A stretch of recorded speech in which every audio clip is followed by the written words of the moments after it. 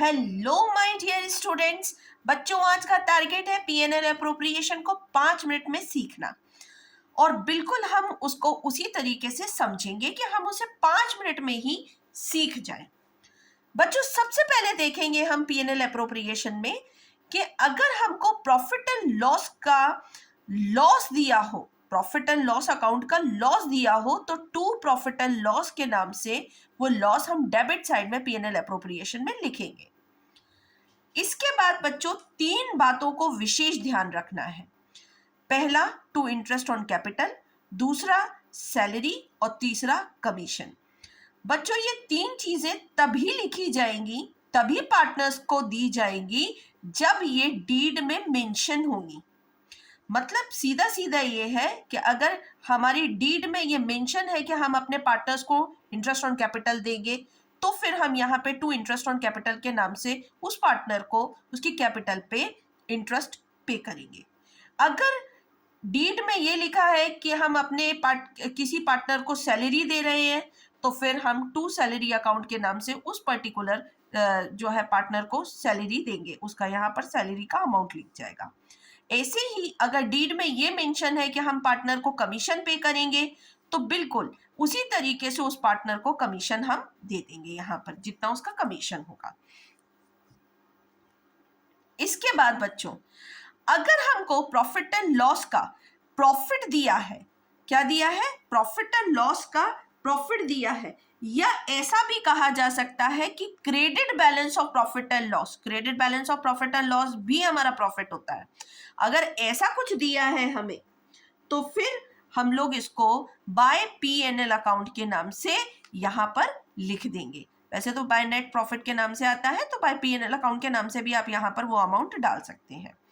इसके बाद बच्चों बात आती है कि अगर हमारी डीड में मेंशन है कि हम अपने पार्टनर की ड्राइंग पर इंटरेस्ट चार्ज करेंगे, तो फिर वो बच्चों हम लोग यहां पर लिखेंगे bye interest on drawings account. ये वाली बात ध्यान रखनी है कि लेकिन ये डीड में मेंशन होना चाहिए। अगर डीड में मेंशन नहीं है तो इस तरीके की कोई भी एक्टिविटी हमें यहाँ पर नहीं करनी है।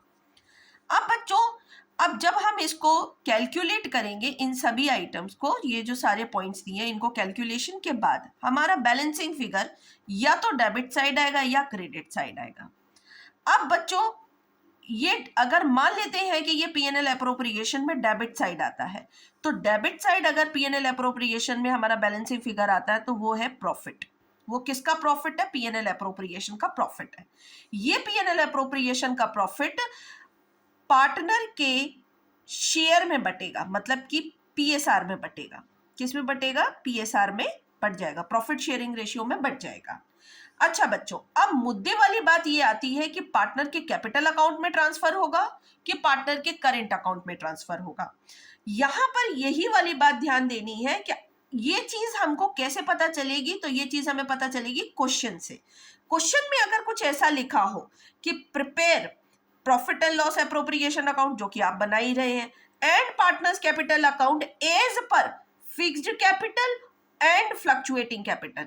अगर फिक्स्ड कैपिटल मेथड से करने के लिए बोला गया है, तो फिर हमें करेंट अकाउंट में ट्रांसफर करना पड़ेगा ये शेयर प्रॉफिट का, और अगर फ्लक्चुएटिंग कैपिटल मेथड से कहा गया है, तो हम पार्टनर के कैपिटल अकाउंट में उसका प्रॉफिट जो है, उसके हिस्से का प्रॉफिट जो है वो ट्रांसफर करेंगे।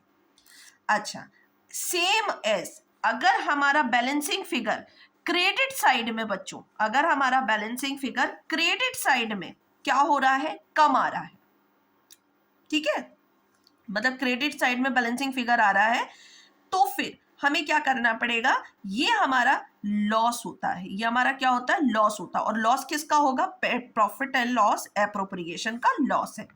इस लॉस को भी हम पार्टनर के शेयर में, मतलब शेयर में मतलब प्रॉफिट शेयरिंग रेशियो में बांटेंगे।